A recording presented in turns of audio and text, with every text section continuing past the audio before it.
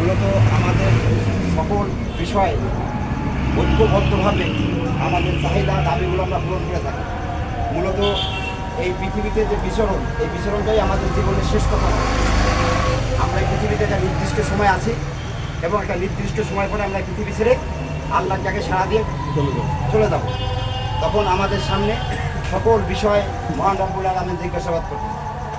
মহান রব্বুল আলামিন বলেছেন, আল্লাযী খলাকাল মাউতা ওয়াল হায়াতা লিয়াবলুয়াকুম আইয়ুকুম আহসানু আমালা, যে যিনি আল্লাহ তোমাদেরকে মৃত্যু এবং জীবন দিয়েছেন যাতে তোমাদের উত্তম রূপে পরীক্ষা করে নিতে পারেন যে কে তোমাদের মধ্যে কর্মে শেষ।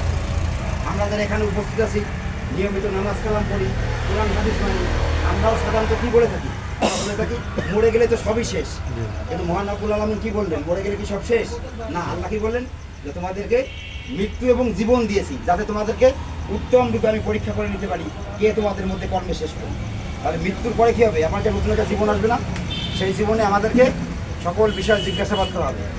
আল্লাহ রসুল বলেছেন যে 3 শ্রেণীর মানুষ হাসরের ময়দানে উপস্থিত হবে। 3 শ্রেণী কি?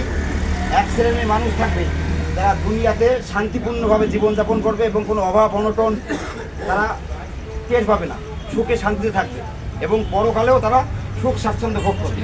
আর এক শ্রেণীর মানুষ আছে যারা দুনিয়ায় খুব কষ্টের মধ্যে থাকবে, দিন আনে দিন খাবে, কষ্ট করবে, কিন্তু হাসরের ময়দানে তারা আল্লাহ দরবার থেকে কী হবে? পরিত্রাণ পাবে এবং তারা জান্নাতে যাবে।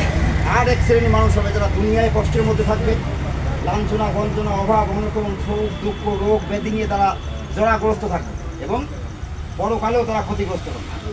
তাহলে আপনাদের প্রতি আমার যে আহ্বান, যে আমরা যেন সেই 3য় শ্রেণীর মধ্যে অন্তর্ভুক্ত না হই, যে আমরা দুনিয়ায় কষ্ট করছি, দিন রাত পরিশ্রম করি, আমাদের পায়ের ঘাম মাথায় পড়ে, কিন্তু এর বিনিময়ে আমরা দুটো খাদ্যের সন্ধানের চেষ্টা করি এবং পরবর্তীতে কী হয়? আমরা ইবাদত বন্দেগী থেকে বিচ্যুতি হয়ে যাই, দুনিয়ায় হই ক্ষতিগ্রস্ত, কোনো শান্তি পাই না, ভালো ঘর নেই, ভালো বাড়ি নেই, জমি নেই, জামা নেই, ভালো কাপড় চোপড় নেই, কিন্তু পরকালে যে আমরা ক্ষতিগ্রস্ত। এই জন্যে যে আমরা যেন প্রথম শ্রেণী না হলে যেন 2য় শ্রেণী হতে পারি। দুনিয়ায় আমরা কষ্ট করতে রাজি আছি, হালাল ইনকাম করব, কষ্ট করব, কিন্তু পরকালে আমরা যেন আল্লাহর দরবারে যেন ঠেকে না যাই, প্রথম শ্রেণী আমরা না হতে পারি। প্রথম শ্রেণী কি? দুনিয়ায়ও তারা কল্যাণমুখী, পরকালেও তারা কল্যাণমুখী, কিন্তু 2য় শ্রেণী যারা আছে দুনিয়ায় যারা কষ্ট করবে, পরকালে যেন আমরা যেন আল্লাহর দরবারে যেন কোনো ক্ষতিগ্রস্ত না হয়। প্রিয় ভাইরা, এই আহ্বান রেখে আমাদের সময় সংক্ষিপ্ত, আমাদের আরও ভাইরা আছে কথা বলবেন।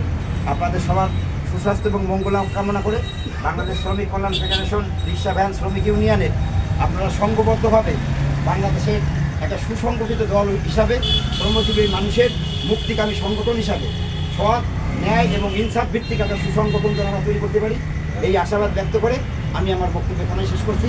ওমা তৌফিক ইল্লা বিল্লাহ। আসসালামু আলাইকুম ওয়া রাহমাতুল্লাহি ওয়া বারাকাতুহু।